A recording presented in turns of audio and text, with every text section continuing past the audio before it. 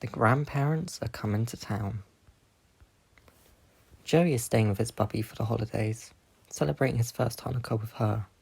It sucks that I won't get to spend Christmas with him this year, but he said after the events with the fairy, he needs to get away for a bit. He hasn't told me everything that happened during his wish. I don't think he even fully remembers, but whatever happened really shook him up, and I'm glad he's taking the time to look after his mental health. He plans on meeting the local rabbi in the new year to have a formal discussion about whether Judaism is right for him or not. Whatever he decides, I'll be here. As for here, it's hectic, as you would expect for this time of year. All our stockings are up, Dad is reading Baby the night before Christmas, and he's absolutely loving it. Xena is busy dressing up the animals in festive garb, because it's not Christmas unless we have a festive hog and a Yuletide toad. And with how cute Truffles looks in his little jumper and Anakin with his tiny hat, I must agree. Grandmother is preparing for Christmas lunch tomorrow. She likes to get a head start before the big day, so she can spend more time with us. Grandad Arthur is also here in spirit, chatting away to her, getting in her way. It wouldn't be Christmas without a visit from a ghost. All grandmothers' other partners are planning a Boxing Day get-together, another family tradition. And speaking of family, we have 2 extra special guests coming this year. Our maternal grandparents are coming round for the first time since the pandemic started. Grandad Nicholas and Grandma Carol used to only show up every year for Christmas and sometimes Easter, but mostly they only existed in the form of phone calls once a week, nagging Mum about what she's doing with her life. Mum tried keeping them away this year because she liked the quiet of the last 2 years, but after hearing about Mum's worsening hearing loss, Grandma wouldn't take no for an answer. So they'll be here at some point tonight. Yay. I text Joey every moment I can, which is every 5 seconds, and it's starting to get on Grandad Arthur's nerves. He's already touchy after Grandmother kicks him out of the kitchen, so I'm not taking it personally. Don't you have anything better to do? He asks, and I retort with a light jab about how he's supposed to be dead and I don't talk to ghosts. He then threatens that I'll join him soon enough, if I'm not careful, and I remind him that I already did, and instead of coming back as a ghost, I came back as the devil. And he shakes his head and dissipates back beyond the veil. He'll be fine after he's cooled off. Even a little thing like being dead for over a decade isn't going to stop him from joining us for Christmas lunch. Just as I hit send for the 100th time in the last minute, the doorbell blares throughout the house. They're here already? But it isn't even 6 yet. Mum panics as rushes around the living room, fluffing pillows and making the room look as presentable as possible. Xena is the one who lets her grandparents in. I hear Grandad Nicholas first yelling out her name and telling Xena how much she's grown. Then I hear a quieter grandma followed behind by 3 consecutive barks. She's brought the bloody dogs, as if we haven't got enough animals in this house. Mum pulls out her hair as Truffles and Anakin both look up to her innocently. Not you 2, sweethearts. I meant my other 5 children. It takes Dad a moment before he yells out, "Hey!" Grandma loves her dogs. She got them as puppies for Christmas last year from a shelter close to them. She of course gave them reindeer names, Donna, Blitzen and Prancer, to mark the occasion, because the household isn't full of enough Christmassy themed names apparently. Ah, there he is. Grandad Nicholas finger guns me as he makes his way into the room. How's it going, Squirt? How's the boyfriend? He has his hands on his hips, giving a hearty laugh at his belly. Nicholas, please restrain yourself. We're guests here. Grandma berates him. She looks me up and down and tuts. Charles, I do wish you'd wear something more season appropriate. Your knees are going to turn blue and fall off wearing jeans like that. But let me sew them up for you. I look to Dad for help and he winks as he brings Baby over to her. Carol, Charles doesn't need to worry about the cold anymore. He's the lord of the underworld now, remember? We told you over the phone? He hands Baby into her hands and she coos at him, to his confusion and disgust. Ah, yes. She directs her words to me, but doesn't lift her eyes from Baby. Don't think this exempts you from pulling your weight. We need all the men at their strongest tomorrow. Mother! Mum makes herself known after taking a moment to process her parents' presence. I don't want you causing any problems this year. Grandma hands Baby back to Dad and smiles warmly at Mum. My darling girl. She starts. You've gotten fat. Mum takes a deep breath and turns to Grandad Nicholas. Hi, Dad. He kisses her on both cheeks and pulls her into a tight hug. My little Ellie, I've missed you so much these past couple of years. Christmas really hasn't been the same without you.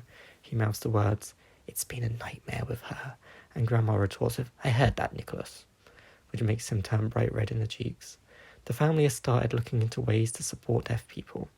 Mum visited her GP in the week and she confirmed she would be fully deaf in her right ear within the next few months. She can still hear through it, but it'll only get worse over time, so it's only fair we all step up to support her however we can. So we've started learning British Sign Language and making an effort to look at her as we speak and enunciate her words so she can follow our lip movements. Even Baby has started catching on to using body language for her rather than throwing his voice through our smart devices. Grandmother enters the room still wearing her dark red oven mitts with a snowflake print all over them.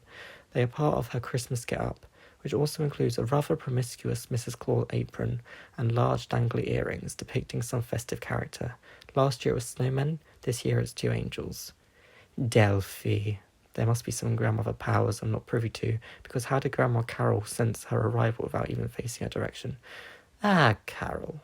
She starts, then mutters under her breath, "Dinmas gamas." To everyone within earshot's horror.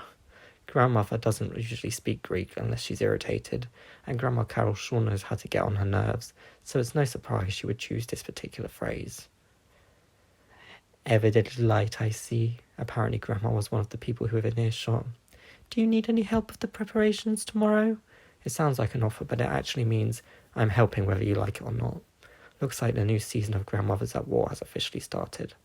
After my grandmothers both leave the room, I take a seat next to Grandad Nicholas as he starts talking about his latest gadget he got. It's an electronic twirly fork he uses for spaghetti, but he makes it sound like the most exciting thing in the world. I could listen to him talk about anything all night, and I almost do, because when I look up at the clock, it's nearing 9. "Right, baby." Dad lifts him from Grandad's lap. "We gotta get you to bed. Santa's coming tonight, and she only comes when people are sleeping." Our smart device starts playing. Santa Claus is coming to town, the Michael Bublé version, and everyone laughs. "Exactly, my little Hal. But first we need to leave some milk and cookies out for him," Dad continues. As if on cue, Xena and Truffles return from the kitchen. Xena has Anakin on her shoulder and is carrying a glass of milk, and Truffles is carrying a tray of freshly baked cookies by his teeth. They are followed by Donna, Blitzen and Prancer, who are all wagging their tails of excitement. Xena places the milk on the mantel, and Dad takes a couple of cookies and places them on a small plate next to it, whilst bouncing an excitable Baby with his right arm. "Where are the carrots?" Grandad Nicholas retorts with surprise. "Don't worry, Dad, I've got them." Mum places 8 baby carrots out for Santa's reindeer. She kisses Baby on the forehead, and her and Dad take him up to bed together. They usually get ready for bed shortly after putting Baby down. "Right," Grandad Nicholas says, getting to his feet. "I think you two best be getting to bed now too," he says as if we're 5 years old. The grandmothers return from their hours in the kitchen and take a seat on opposite sides of the room. Grandma's dogs curl up around her feet as she also shoos us off. "Truffles says he wants to stay up." Xena bats her eyelashes as Truffles looks up at her confused. "Don't you misuse your animal-speaking powers with me, young lady. A grandmother always knows. Isn't that right, Delphi?" Grandma looks over to Delphi, who is rubbing her temples with her fingers. "Oh yes, dear, we know. Have a good sleep." Xena and I both shake our heads in disbelief with a smile on our faces. We both say our goodnights and head upstairs to our beds. Charles, wake up." My heavy eyes start to force themselves open. The light of my alarm clock blurs into the numbers 1:00. I turn my head to see the silhouette of Xena standing by the doorway. I tell her she's a bit old to be waking me up to see Santa, and she grunts at me. "It's not about Santa." "Grandad has gone missing." I remind her Grandad Arthur is safe and sound beyond the veil, and she raises her voice to just above a whisper. "Not him! Grandad Nicholas."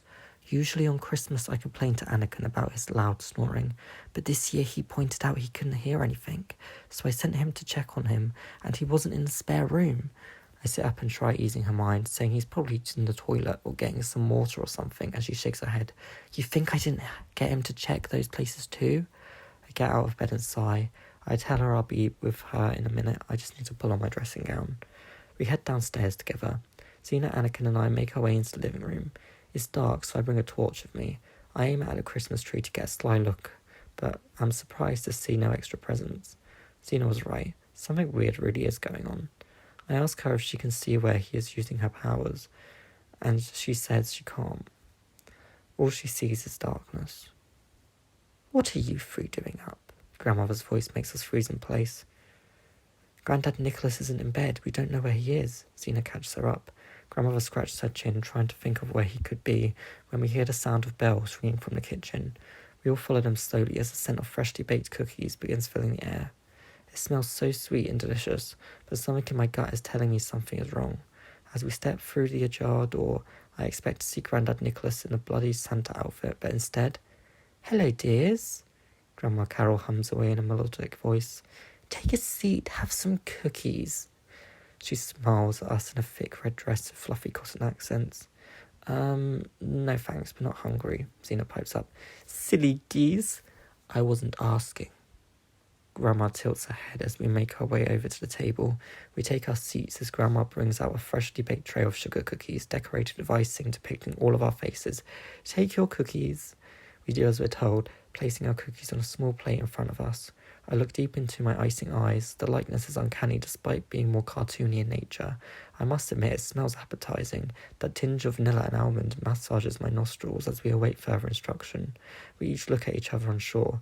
Mrs. Claus is a nice old lady, right? There's a strong chance this isn't a trick, but the coldness of the way she demanded us to sit leaves me worried. "Well, go on, dig in. I slaved all day baking those for you." That I know not to be true. She's only been around since 5 in the afternoon, and even then she was preparing her for lunch tomorrow. All the cookies had already been made days ago, ready for tonight. I don't want to eat this cookie. I have a bad feeling about it. "Where's Mr. Claus?" Xena makes the smart move to distract Grandma Claus from the cookie situation. "He's out delivering presents. It is Christmas Eve after all." She smiles with a comforting warmth. "Is Grandad Nicholas also an archetype now? A Santa archetype? Now eat your cookies." Her eyes twitches just slightly. "Yeah, I'm definitely not touching this. I'm not hungry. I think I'm going to head back to bed." Xena challenges her. It's a dangerous game to play, not the move I would have made. "Oh, that's okay, dear. You may go to bed." Xena looks over to me confused. Definitely way too easy. Almost certainly a trap. Xena heads towards the door with caution as Grandma Claus watches her go. As she gets to the door, I hear snarls from the other side. 3 vicious dogs with reindeer ears and antlers show their faces. "On Donner, on Prancer and Blitzen." The dogs leap for Xena's throat as she slams the door on them and returns to her seat. Their whining is heard from the other side of the door, and it takes a few moments before the sound of their scratches settles down. "Well," Grandma Claus claps her hands as Xena pushes her chair in. "It's clear you won't play ball, so I think it's time I bring in some friends to encourage you." Just what we need. More bitter old ladies. Grandmother rolls her eyes. She's been quiet the whole time, so my guess is she's been thinking of our next move. She'd never let any harm come to us. Grandma Claus places her hands on the back of Grandmother's chair and taps her fingers against the wood. "The only bitter old lady in this room is you. I've checked my husband's naughty list, and you, Miss Delphia Grisblanco, are right at the top." Grandmother shudders a little at the mention of her maiden name. "I haven't been referred to by that name in years," she contemplates, as Grandma Claus steps back and whistles with her thumb and index fingers. I'm not sure how else to describe it, but the air around us starts pushing itself forwards, like something is trying to break free from a sheet of plastic. The more it bends, the more the air seems to crack. It's almost mesmerizing. From the bend in the air breaks out several small humans. They tumble to the ground and get to their feet in a daze as the air glues itself back together and returns to normal. "Elves, restrain these people with Christmas lights, won't you?" Grandma Claus bobs her head excitedly. "We don't take orders from anyone but our king." One elf stands up to her. "Yeah, lady, who in the name of Christmas do you think you are?" Another points an accusatory finger up at her. Grandma Claus is taken aback by their protest and looks around for a moment as if she doesn't recognise where she is. "Why, I'm... She recomposes herself. "I'm Mrs. Claus, and you do take orders from me. I am the wife of Father Christmas." She glares at the elves who stand their ground, crossing their arms and tapping their feet. "Oh, really?" one asks. Xena, Grandmother, and I all watch on in fascination. Maybe we don't have to do anything after all. Could this problem just fix itself? "If you're Mrs. Claus, as you so claim, where is your husband right now?" The elf looks at his friend smugly. He's out delivering presents, Grandma Claus replies quickly. Ha! The elves all shout in unison. A fraud, a fake, an imposter. They start to chime. If you really were our queen, you'd be able to recite the exact coordinates of King Kringle without hesitation. The elves all nod in agreement before one turns to us. What's really going on here? It asks Grandmother, presumably, as she's the oldest one amongst us. This is Carol. She's the mother of my son's wife. It appears she's turned into a sort of Mrs. Claus archetype. The elves gasp in time response before huddling up in a circle. Well, we can't disturb him, one murmurs. Yes, but she's not human, technically, another suggests. After a few moments, they all seem to agree on the next move. Mrs. Carroll, we will be escorting you to the North Pole, where you will stand trial for posing as our queen in order to cause harm to these 3 innocent children here. The most vocal elf states as another reaches into the air and pulls out a pair of red and white candy cane striped handcuffs. I will not be joining you. This is outrageous. You wait till my husband, your boss, hears of this. I've done no harm to these 3. I was simply offering them a cookie. Cyanide. An elf that snuck the cookie decorated with Mum's face from the table when we weren't looking called out. Grandma Claus laughs awkwardly after being rumbled. Is there anything else we should know before we leave? The speaker elf addresses us all. Yes, she's done something with our granddad and mind-controlled her puppies. I could hear them apologising over and over when she set them on me, Tina answers. What have you done with your husband? The speaker elf demands as another elf heads off to see the dogs. He comes back shortly after with them in tow. They run under the table for protection. It's okay, Sina assures them as they lick her hand and yap what I guess is a relief thank you. Oh, I've done nothing to him. Grandma Claus shrugs as the candy cane handcuffs are placed on her wrists. The speaker elf crosses its arms, waiting for the truth. Fine, Grandma Claus gives up. I gave him a cookie. Where is he? The elves demand as everyone in the room begins to panic. My lips are sealed. Grandma Claus smirks as the elves split up and rush around looking through every cupboard and every hiding place within the kitchen. One even looks inside a toaster, which I'm not sure is helpful, but I appreciate the thought. Sometime during all the commotion, we noticed Grandma Claus has disappeared. Some of the elves and grandmother stay behind, while Sina and I and a couple of elves rush out the back door, assuming that's the way she broke out. It's at this point I notice Anakin is no longer on Xena's shoulders. He'd been so quiet during the events that had taken place, I didn't pay him no mind, but now his absence can't escape my mind. I ask Xena where he is, and she affirms that he's helping the others look for Grandad Nicholas. Over here, one of the elves yells from around the corner. We rush through the alleyway behind our house, around the end of the row of houses and back round to the front. I see Grandma Claus in the middle of the road, wrestling with her handcuffs as she runs away. Just as an elf was about to catch up with her, the jingling of bells could be heard growing louder and louder, and before we can react, Grandma Claus is thrown from the road in a flash of light. Xena and I freeze in place as a couple of elves rush over to check on Grandma Claus. I look up to see the muzzle of a reindeer directly in my face. We step to the side to take in a full picture. We follow 4 rows of reindeer towards a large red sleigh. I can't believe my eyes. The elves are one thing, but this? I'm not sure how to conduct myself. My stomach fills with butterflies. I feel a tad bit sick. I even contemplate fleeing into the underworld. The thud of a boot hits the road with a crunch. I look down to see a pair of thick fur boots, their soles caked in clean white snow, carried from wherever they'd come from. I follow the boots up to the legs, then to the waist, and even further up to the tip of the soft white beard. Charlemagne, the owner of the body forces me to look him in the eyes. The man's smile is wide and his cheeks are soft and rosy. Ah, there you are. Glad you can join us. The man chortles. I have the overwhelming urge to bow. I have so many questions, Tina pipes up. I'm sure you do, but first, the matter at hand. The man turns his attention to the elves, surrounding an unconscious Grandma Claus. I ask him if he can help her. He's a miracle worker, right? Maybe she doesn't have to die? He looks uncertain himself before calling an elf from his sleigh and asking for its advice. An archetype? I'm not sure what we can do. Archetypes aren't our department. We deal with toys and deliveries. We can't save her. At least, I don't think we can. The elf thinks out loud to the man's disappointment. Carol! I hear the voice of Grandad Nicholas yell as he runs over to Grandma Claus. We found him in the downstairs cupboard, unconscious and tied up with Christmas lights. We woke him up with some hot cocoa, the speaker elf explains as it heads towards us. Oh, your majesty. The elf bows, surprised to see the man. Forgive me, I didn't realise you were coming. It's quite all right. When I got the call some of my people were missing, I had to take a detour to see what the commotion was about. Can you please save her? Please, Father Christmas. Save her? Grandad Nicholas pleased the man. Please, you humans may call me Claus. I'm not your king. There must be something we can do. Claus turns to his elf advisor. The elf looks on nervously before spotting Anakin in another elf's hands. Is that a toad? The advisor elf asks with excitement. His name is Anakin, Xena informs him. Your Majesty, if we feed Anakin some... The elf looks towards Xena and I, as he considers his words carefully before continuing. Feed him some magic dust. He can imbue his human with... Xena! Claus calls for my sister over to him, catching on to what the advisor elf was suggesting.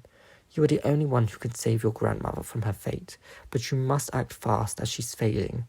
If we feed Anakin some magic dust whilst he's in your hands, you will become a witch until you're familiar. During your transformation, you will receive a surge of energy that will... Let's do it!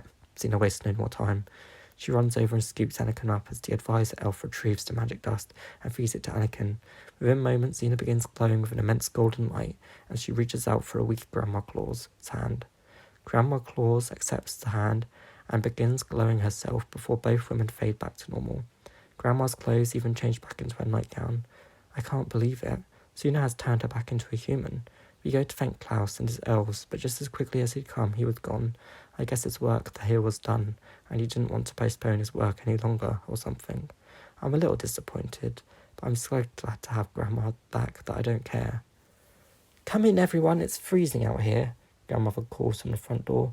We all come in from the cold and help ourselves to some hot cocoa Grandmother has prepared. Whilst we were outside, we're all surprised to see an elf stayed and is sitting at our table. This is Estelle, Grandmother introduces the elf. We've been talking and she will be staying with us for Christmas. Estelle starts to blush as the rest of us burst into laughter. Not a mean laughter, but a relaxed, relieved laughter full of joy and love. Well, this is going to be an interesting Christmas, isn't it? Grandad Nicholas speaks up.